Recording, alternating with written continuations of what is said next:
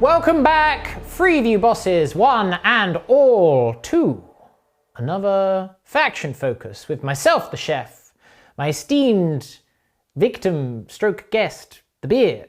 Why am I a victim? Because you will be inducted into the Genestealer Cults. Ah, yes. This is being held up by my third arm, would you believe? I want to be this one. Yes, someone pointed out, it was on, I think, because we put up a thing about like the new Codex art coming out and obviously the pre-orders, and someone said that guy at the front's me saying how much Splitfire can we do, and that's you going Day of Ascension, baby!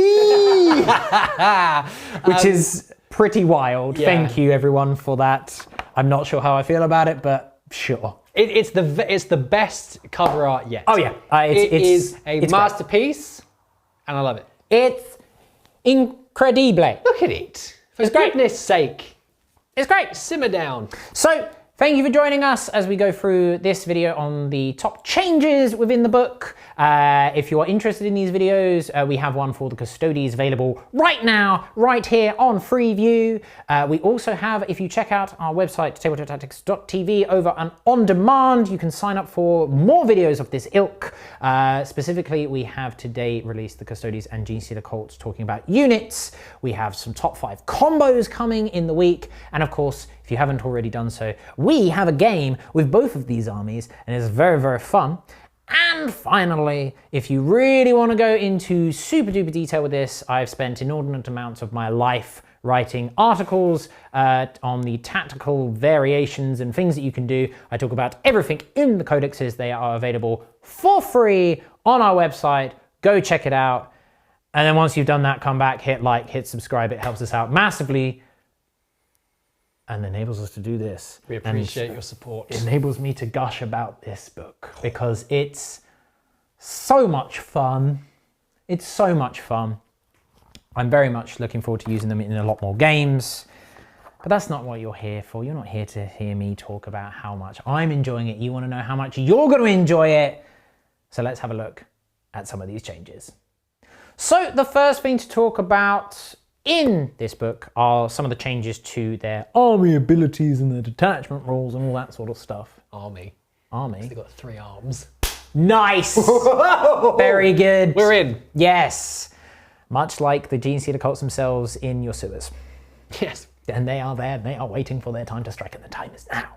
So first up, everything that's a troop gets obsec, funny that. You also have the gene sect ability, so you can only have one of each character type in your detachments. So you can only have one Patriarch, one Primus, one Alphas, one Nexus, one Sanctus, so on and so forth. Fine, it's fairly fluffy.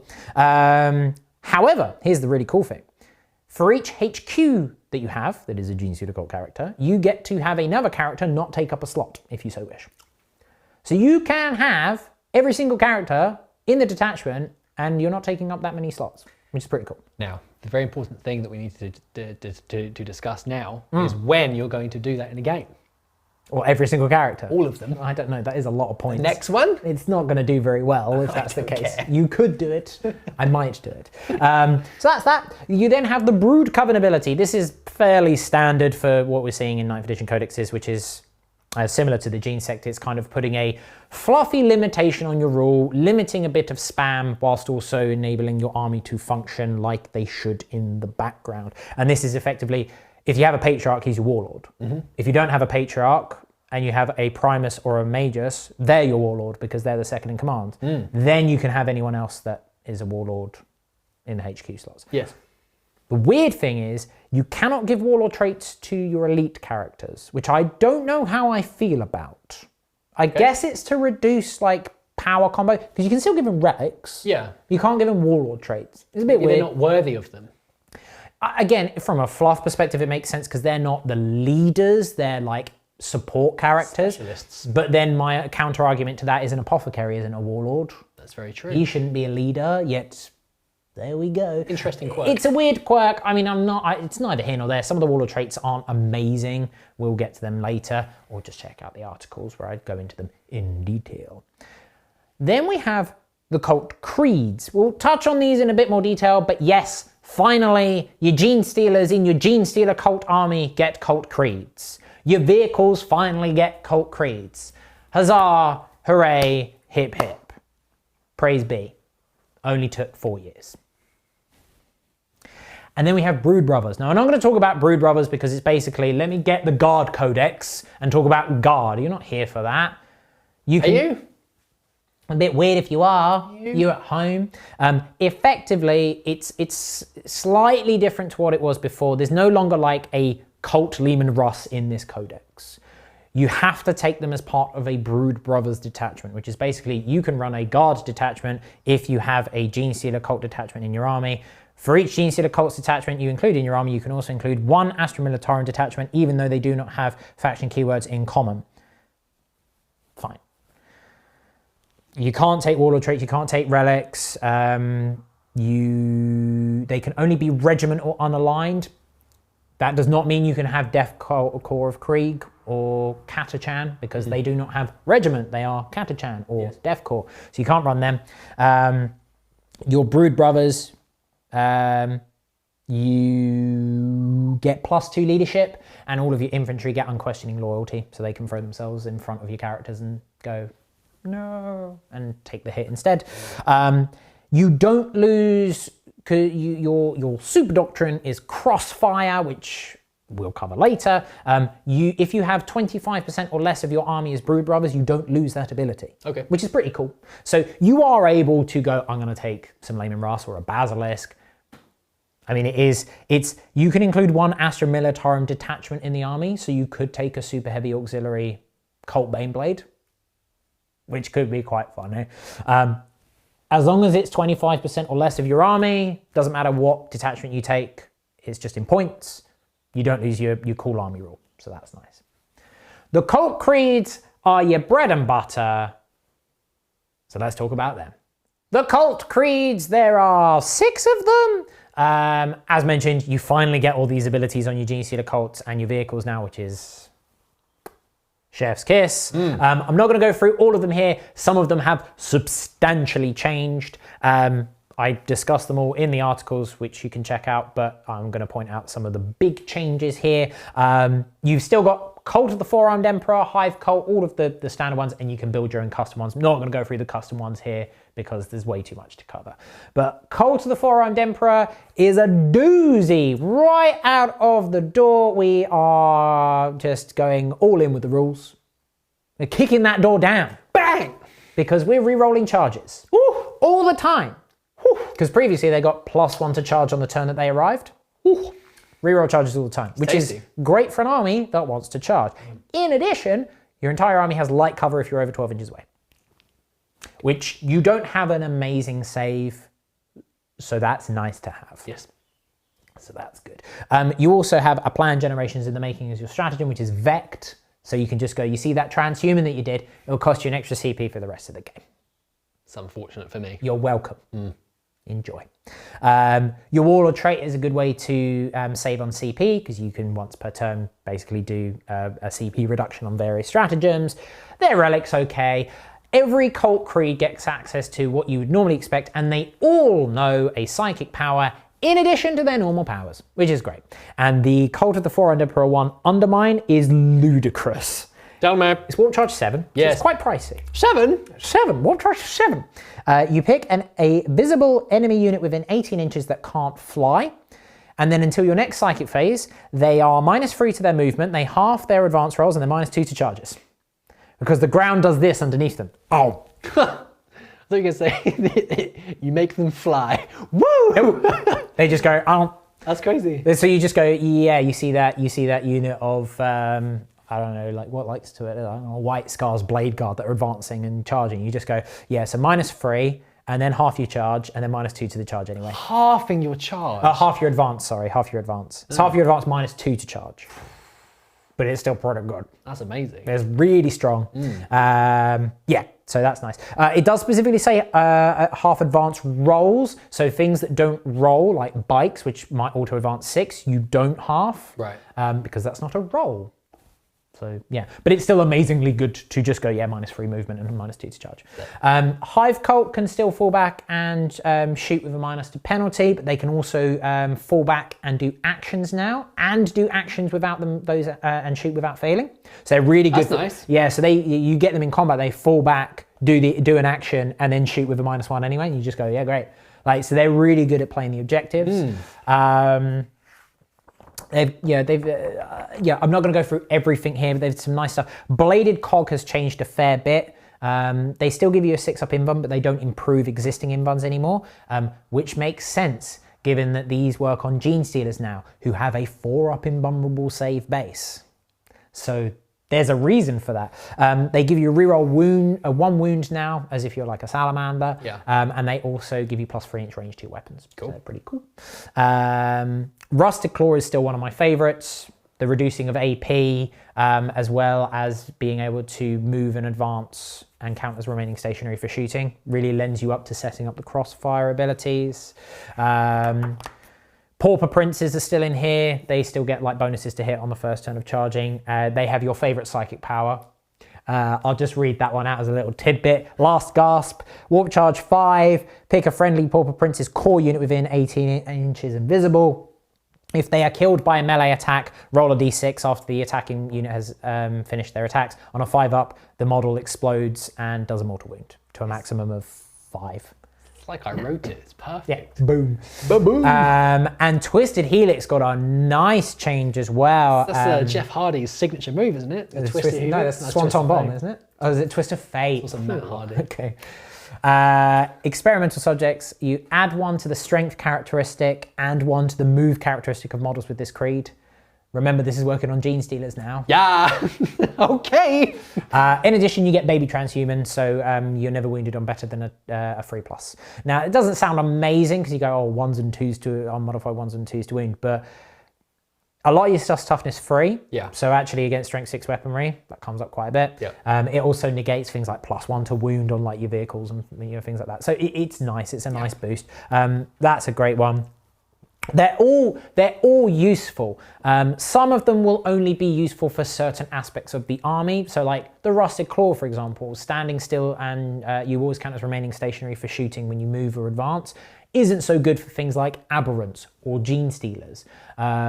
Things like combat boosts to your vehicles with Pauper Princes with +1 to hit on the first round of combat. Not great on Ridge Runners, but on things like your Acolytes or your Aberrants, really nice. So you've got to build your army a bit carefully. They're not as general purpose as some chapter tactics are, but they are quite nice. Rusted Claw is my favorite, just because I like the maneuvering ability of it. Hive Cult and Twisted Helix are probably a good close second. I think the best general purpose one is Cult of the Four-Armed Emperor. Reroll charges is fantastic, and light cover really offsets a downside. So I expect to see that one quite popular in competitive builds. I don't think there's anything else that I haven't met. I mean, there's a lot that I haven't mentioned, but we'd be here all day. We can't be here all day. We've got other things to do. You've got other things to do. Yeah. Like watch more of our videos. Is there anything that stands out to you? I like because I've always thought of Genestealer Cult as being you don't sort of build it in one particular way. You're not an assault army, you're not a shooting army, you're not a this or that. You sort of, everything has got their own little abilities. Yes. And that seems to sort of be that way through most of these different cults. So I like the way that if you've got an army like this, there's a heap of different ways of being able to run them. But they've all got their nice little quirks. So yeah, none of them look terrible. Yeah. None of them look like, wow, that's busted. They all look good, which is really what everyone wanted with this book, right? Yes, I mean, just like I think most people would have been happy with average. Yeah, you know. So yeah, they're definitely above that. So yeah, like I say, there's custom cults as well.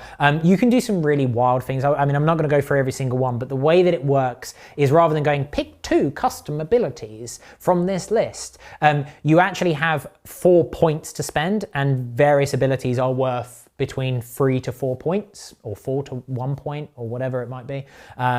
So you can, in theory, have 4 chapter tactics. Whether they synergize very well or not is another matter. But you can do some kind of fun things, but you are giving up a lot in return. So yeah, they're there. There's some cool things you can do, but there's nothing incredible. Loads of really cool stratagems. Not going to go through them today. A lot of them have substantially changed. So there you go. There's a big changes. A lot of the stratagems have changed. Some for the better. Some old favorites have gone, but have been kind of rolled into other rules, so they're not completely gone. They're covered in depth in the articles. There's too much to cover here, realistically. Although you're really going to want to make use of the Crossfire ability. Yeah. I've seen that firsthand. Because not only does it boost your shooting, there's ways for it in here via stratagems to boost your charges and your fighting. For example, when you shoot at something and you give it a crossfire marker, it lasts until the end of the turn. This isn't helpful for melee. What it's helpful for is a stratagem which you pick a unit with a crossfire marker on it and make it fight last. That's nice. So there's some nice utility and combinations. So this book, much like the previous book when it first came out, will really reward people that can look into it and really sort of find synergies and utilize the units together. And the stratagems really exemplify that. So I really like the stratagem changes because they are, much like you say, they're focusing on the combined arms aspect of the book. So yeah, there's some nice abilities in there. Then we have Proficient Plannings. These are your paid upgrades, your chapter master upgrades and things like that. There's some nice ones in here. They're all pretty cheap. They're between 10 and 20 points. This is where some of those abilities have been rolled into, like moving after you pop up from like an ambush marker, arriving 3 inches away but you can't charge. I've got 2 of my favorites. A Trap is Sprung, 3d6 charge, picking the 2 highest on the turn you arrive from underground. Yes. That's nice. And then the other one is Our Time is Nigh. The first time the unit attacks, you get +1 attack. It's pretty cool. Which is pretty cool. I also like how you just put this on units rather than it all being very character specific. Yes. Like it normally is. But again, it sort of lends to the feel of the army, isn't it? That everything's got their purpose because it's all very planned for. This squad's going to do this one's going to do this. So it's nice to see that you can sort of give extra benefits to just run-of-the-mill units. It's really cool. So let's dive in then to the Warlord Traits, the Broodmind Disciplines, and the Relics of the Genestealer Cult. Yeah. We've picked one each from all of these as our favourites, and I'm going to tell you mine right now. So, Warlord Trait-wise, I like Prowling Adjutant. It's very, very cool. So once per turn, when the Warlord is selected as a target of a charge, before the charge roll is made and after throwing Overwatch, you just move 6. See ya. I don't want to get charged in my life. So goodbye. So I'm going to pick this Warlord trait as my favourite. Yeah. Would you like to deep strike down and charge me? Impossible. Yes. Would you? Yeah, it's not possible. Impossible. Yeah, you can only do it once per turn. You can only do it once per turn. And obviously that doesn't help you from being like shot at. Yeah. But yeah, it can really help you get out of dodge. Yeah. And it's also just one of those things where you just go, oh, well, I'm 2 inches away, so it's an automatic. Well, actually, I think you'll find I'm 8 inches away now. See ya. And because you do it before the charge roll and it's when they're selected, so they're committed. Yeah. There's no thing in here about like, oh, they can choose another target if like, you know, once you do it, you go, cool, you've picked them. Yeah. Goodbye. Yeah. You're committed. Yeah. You can't charge anything else. Yeah. So yeah. It's very cool. Which makes, if you multi-charging that kind of a character is really dangerous because you go, oh, I'm out of range now. Yeah. You failed the charge on everything. Yeah. So yeah, I really like it. It's exactly my kind of Warlord trait as well, where I just go. Yeah, and put it on a Patriarch as well. So you move 6 inches away, they failed their charge, and your next turn, he just goes. But I shall come back now. I'm a Patriarch. See, incidentally, you mentioned Patriarch. I look at the biomorph adaptation. Adaptation. It's really simple, but +1 attack and toughness on a Patriarch is pretty nice. Yeah. Because then he becomes 7 attacks. 7 attacks. No, 8 attacks. I think. Lots of attacks. Toughness 6. Yeah. It's a beefy boy. Yeah. It's very simple, but it's very effective. That's very cool. You know, you can't go wrong with that. The psychic powers. All of these powers are great. Yeah. In my opinion. Yeah. You've got 2 maledictions, 2 blessings, 2 witchfires, which is a really nice spread. So you've got some buffing, debuffing, and some damaging. The witchfire powers aren't amazing, but they still have some use. But the malediction and the blessing powers are super good. What's your favorite? Might from Beyond. Okay. Might from Beyond. So Warp Charge 6, you select one enemy cult unit, friendly cult unit within, imagine if it was an enemy cult unit. Civil War. Oh, yeah. Within 18 inches and visible till the start of your next psychic phase, you add 1 to the attacks characteristic of models in that unit. I mean, there's already quite a lot of attacks happening in this army. Correct. When you add in another one, that's Might from Beyond, baby. That's pretty good. Now, previously that used to give +1 strength as well. I understand why they've changed it, because you are already innately better. Yeah. So we'll talk about the units in a bit, but your basic acolyte was a firm favorite of that power. You then had 2 attacks at strength 5 minus 1 with rending. You now already have 2 attacks base, and you're -2 base. You don't have the 6s do for AP4. You're just always -2, so you are consistent. So +1 attack gives you then a 3rd attack at that. You don't have your knife isn't a separate weapon anymore. You don't have to roll separate. You just go grab all your dice and roll it. Yeah. So to give them another +1 strength on that would have been a bit too much. Probably. If you really want that +1 strength, make them Twisted Helix, so you're fine. My favorite is Mass Hypnosis, because this is just one of those wildly powerful abilities that can really change a game. It's expensive, it's Warp Charge 7. You pick an enemy unit that is visible within 18 inches, but they fight last and are -1 attack. You just go, is that an elite combat unit? Don't care. Savage. Are you on the charge? Well, we're alternating. Yeah. Have you got 3 attacks? Call it 2. There's a similar power for the Dark Angels, I think, and I've used it previously before on a combat squad, and it's just devastating. Yeah, it's absolutely brutal. It's rough. And you can combine that with various minuses as well. So yeah, it's a really powerful tool. All of those powers are good. The Mass Hypnosis is one that I would probably bring to every game though, because it's just always good. Yeah. Relics, again, there's some really nice relics in here. Which one do you want? Well, lots, but I'm going to go for the Gift from Beyond. Because I like an elaborate name for a weapon. Sure. Weird name for a weapon, but I like it. So it replaces a Colt Sniper Rifle. It's 48-inch range, 1 shot, strength 5, -3, damage 3.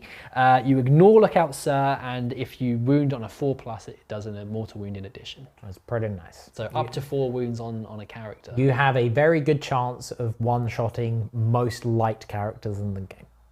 That's pretty cool. A Gift from Beyond. That one might say. I love the Worm Tooth rounds. I use them in the battle report. Go check them out, see what they do. My other favorite is the Unwilling Orb. Ooh. One, because I love the flavor of it. It is basically the 3rd eye of an astropath, which has been pulled out, and whilst he's still alive, it's been put into a jar of alchemic fluid to keep it alive. I know, right? Okay. Yeah. That's 40k in a nutshell. It allows you to deny an extra power, which is pretty cool. That's helpful. Anywhere on the board. Right. So you go, I've got a 24-inch range deny. No, I've got board deny. Look and deny. So that's really cool, especially because there's often times when you get like really important psychic powers which are just out of deny range. Yeah. So you just go, Yeah. So you got 2 denies anywhere on the board, really nice flexibility. Obviously it's quite niche, but to make up for that, you have the 3rd part of this relic, which gives you +1 to cast Witchfires and Maledictions. Interestingly, my favorite power is a Malediction, which is quite hard to cast. So now it's only Warp Charge 6. Lovely. Convenient. Yes. And also +1 to cast on a Smite. Oh no, Smites aren't classed as Witchfires, are they? I don't think they are. No, I think they're just a Smite. But if they are, oh, that'd be nice. I mean, either way, +1 to cast a Witchfire is handy because you have some nice Witchfire powers. I would lean on the Maledictions there, but yeah, that's pretty good. So that's a nice relic there. You got your chapter approved rules, like they are what they are. Crusade is like it's Crusade. Crusade is super cool, but it's a very involved system. Yeah. Too much put into one of our videos. Yes. What else is quite involved but very cool are their army rules. So let's have a look at those. So let's talk army rules and then a few of the unit and stat changes and whatnot. Your main one is still here, your blips, your sneaky, underground, concealment, ambushing shenanigans, now just called Conceal. It allows you to do ambush, or it allows you to do underground. Ambush is what you know, what you love. It's blip counters. Yep. There's a slight change, which is now they removed the jank of going, I'm going to use it to deploy outside of my deployment zone. Can't do that anymore. It's very clear on that. Otherwise, it's the same. You know it, you love it. It's great. Underground is amazingly good. You might go, but Chef, it's just deep strike. Yeah, do you like deep striking 8 inches away? Yeah. Oh, yes. Well, you can, because you're a Genestealer. But what if you don't want to charge? Would you like to be 6 inches away? Well, you can just do that for free. Sneaky boys. Yeah. Sneaky boys. So you won't be able to shoot, and obviously 6 inches, it's more than 6 inches away, so you can't like pop up and throw a demo charge. But that's still really good for objective play, for setting up your crossfire, for getting into sort of smaller spaces where your opponent might have screened you out normally.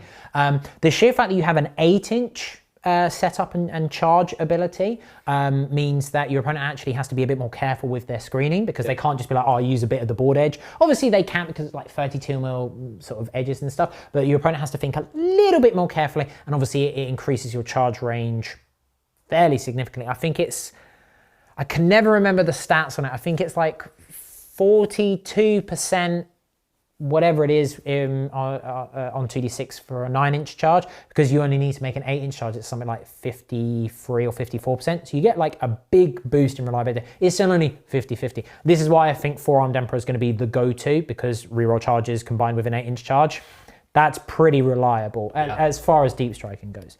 In addition to that, a lot of your units have abilities that are used in the command phase.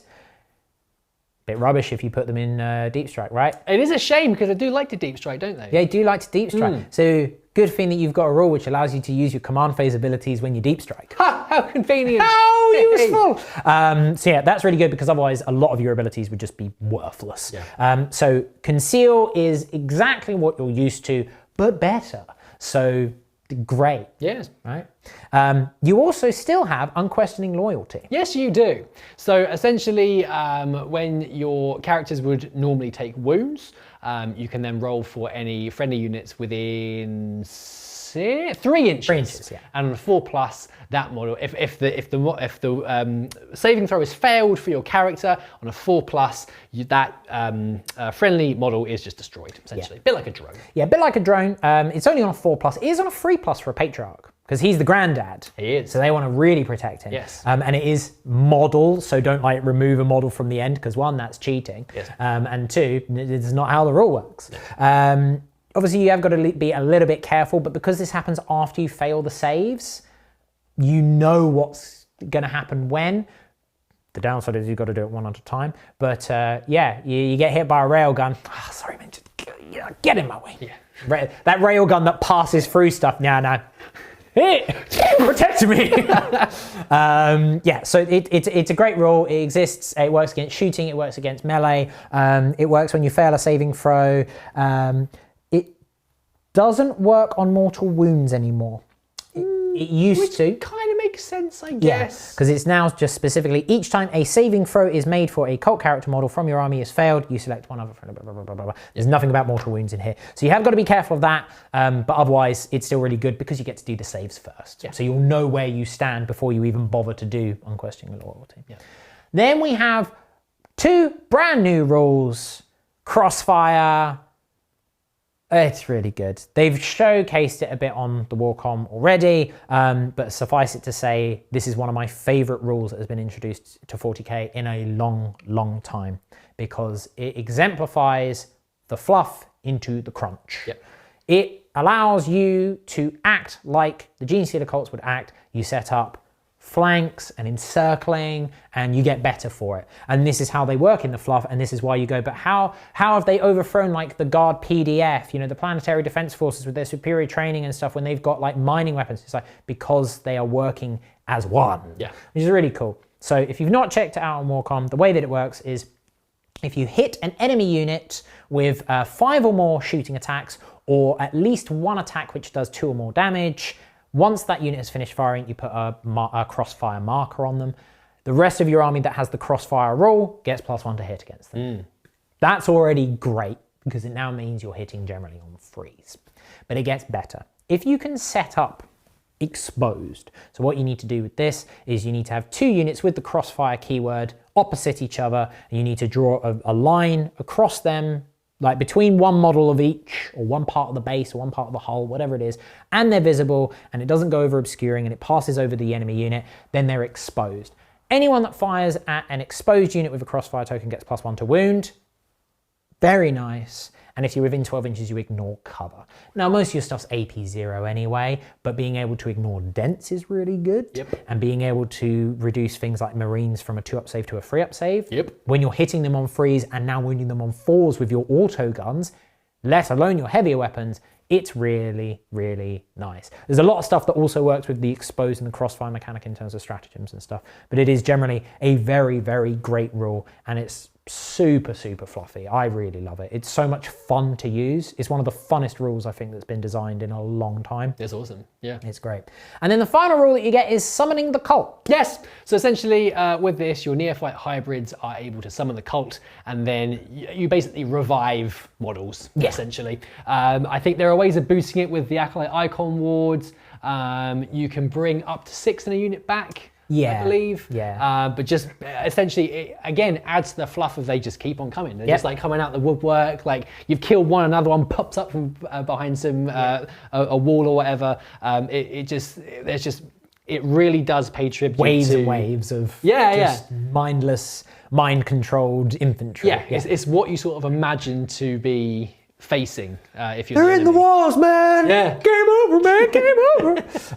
So it's D6 on your normal, like your shooty neophytes, and then D3 on others, up to a maximum of D. There's ways to, like you said, with the icon ward, he can do it. Your normal banners in the units can do it as well. You're capped at whatever the D6 or the D3 would be. But yeah, I mean it's pretty good. You do it in your command phase. It basically means if your opponent leaves like 1 or 2 models alive, you just go, still got some more. And because it's done in the command phase, you do it before scoring a primary. So I'm waiting for that moment where there's that one banner and he's just like surrounded by five guys, and he just goes, "You're locked in here with me and my friends." Slams the banner down. The objective is actually a manhole. 5 of them jump out and they go, "It's actually our objective now." These new rules and the tweaks to their existing rules are thematically great and really effective on the tabletop without being broken or without being too difficult to use. They'll take some getting used to, but it's similar to the Custodies with their stances. Once you've used it once or twice and you know how it works and how it operates, you'll kind of look ahead. The Crossfire mechanic especially is super rewarding when you get it off. It really makes you feel good when you get to do like all this extra cool stuff because you've positioned well. And you get the markers with the book. Yep, they still come in the book. So you still get your blips, you still get your markers. They're double-sided.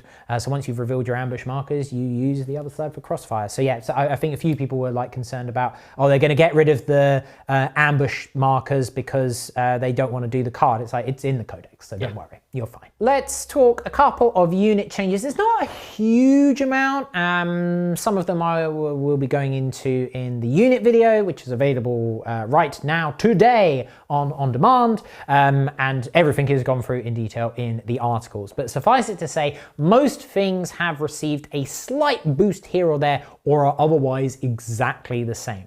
Apart from weirdly the Patriarch, he did get a little nerf. His strength went down from 6 to 5. Interesting. Which is a bit weird, but fine.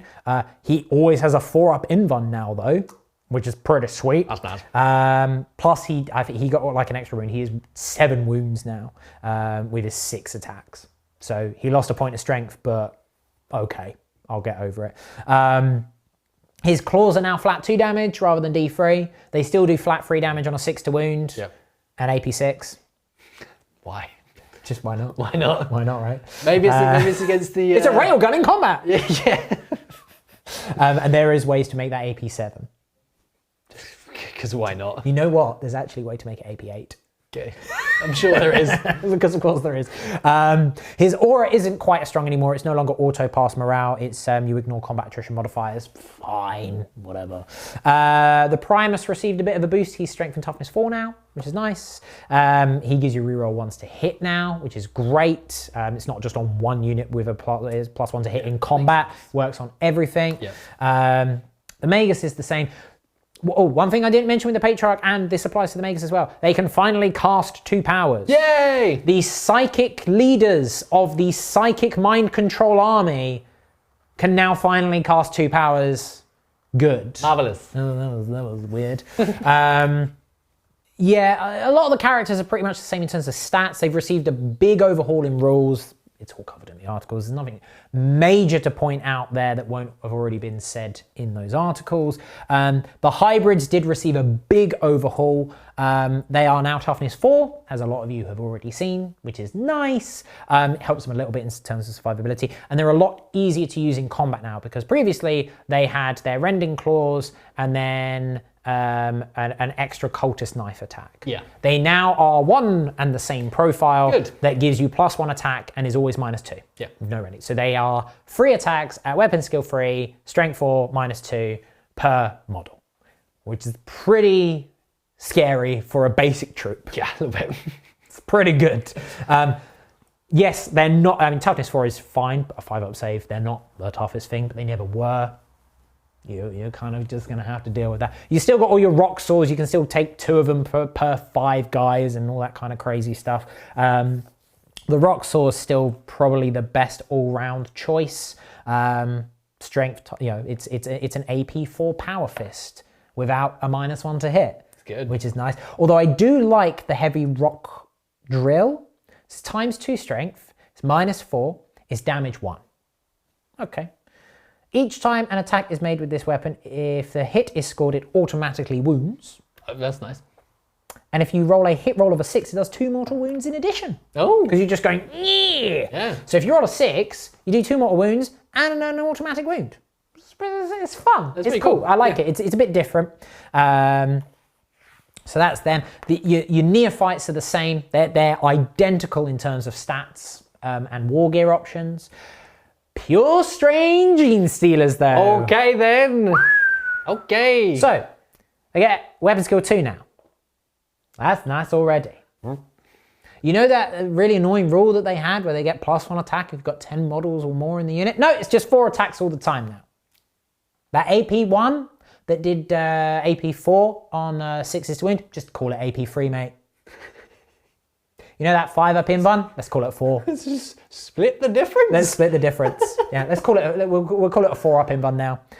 You keep your advance in charge. You keep conceal. You keep unquestioning loyalty. You are capped at 10 models a unit now. Yeah.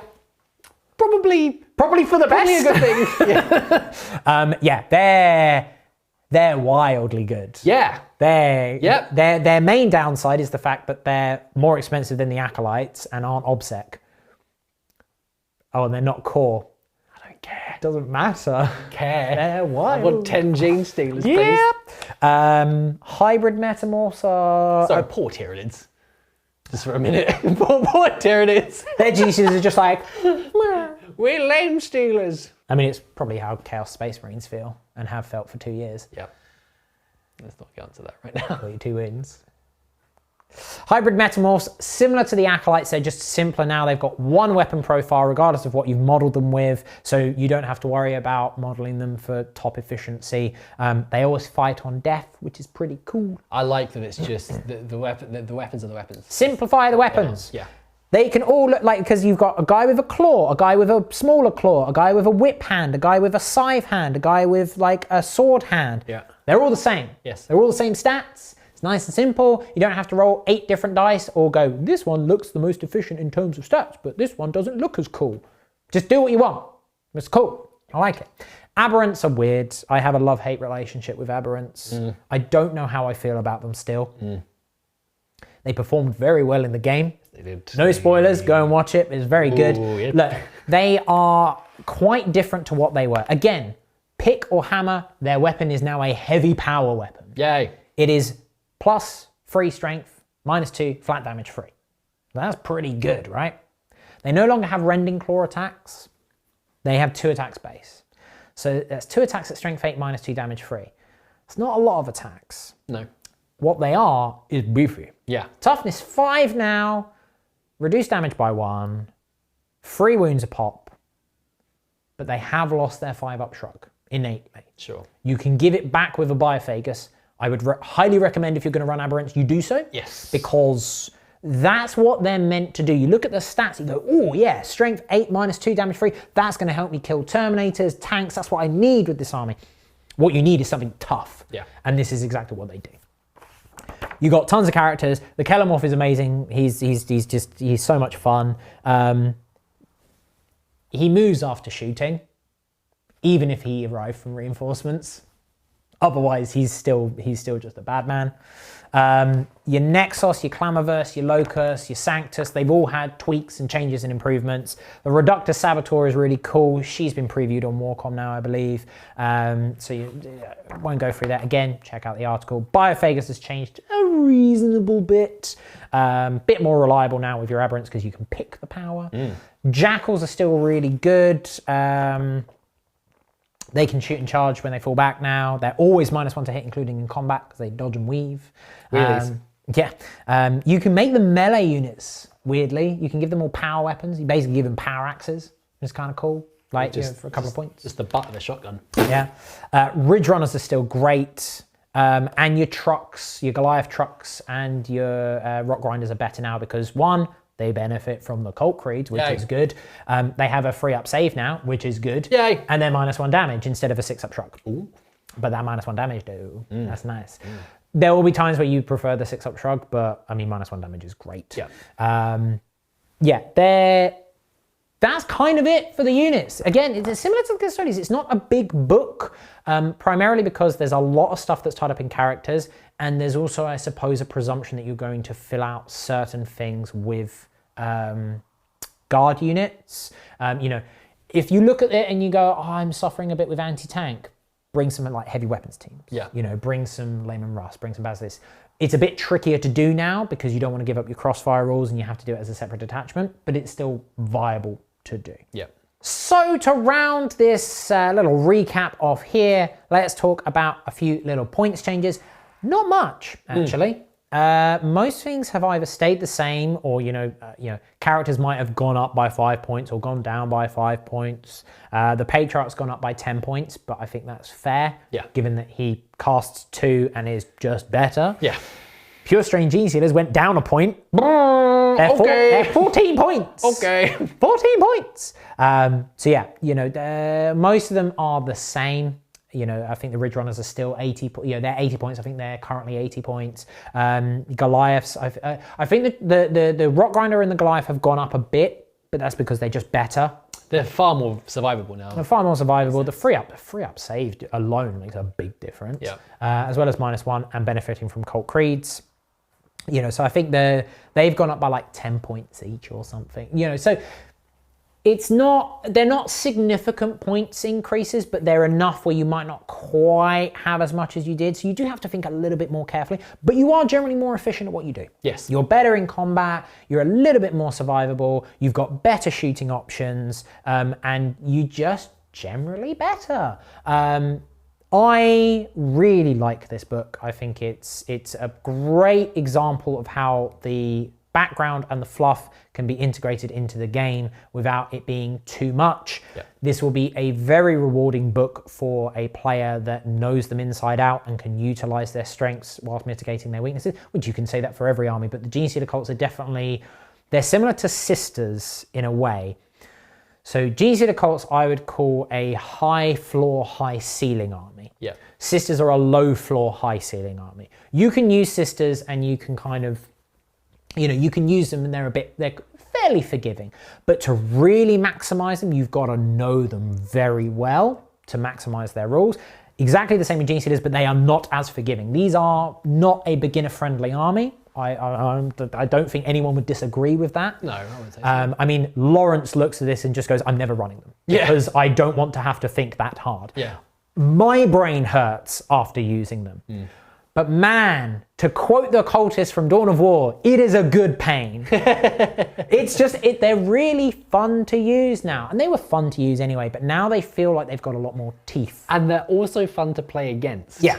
Yeah, We had a blast in our It was game. really good. Yeah, they're not too much, but there's so many intricacies and quirks and weird things you can do with them. It's quite a pleasure to sort of like watch the army do what it's supposed to do. But I agree, like if this probably isn't like the army to get into 40k with. No. But for anyone that is currently a Genestealer player, fantastic. You're gonna have a good time. Anyone that's loved the aesthetic of Genestealer Cult, now's the time to get involved. You're gonna have a if you good time. are into the game, because yeah, they've had a nice little boost. They've been zhuzhed and enhanced and given a shine. Yes. The wax has gone on and the wax has come off of their shiny ridged bonces. Yeah. And they're like, that's nice. That's nice. I can see myself in it if I look in the mirror. And then you can say to your enemy, can you see me in my forehead? And they go, yeah. And then you go, welcome to the cult. Yeah. And they're like, thank you. Okay, great. I guess I'm one of you now. Yes. And they go, yes, one of us, one of us. Oh, here's a third arm. Yes. That's knife. That's going to be interesting to use at meal times. Yes. I'll be able to drink whilst I cut my steak. Yes. It's pretty handy. I mean, I'm in. That's actually quite useful. Maybe I should look into getting a third arm. Okay. Maybe. Let's put you back to bed now. Maybe. Thank you for joining us, everyone. Like I said, it's a bit of a brief overview there, but some of the top changes and some of the things that you can expect to see from this codex. Check out the game and the other videos and the articles that we have for further information and details. Join us. The Day of Ascension is here, and we have cookies, one in each of our hands, for a total of 3 cookies. It's lots of sugary goodness. Bye, everyone. Bye.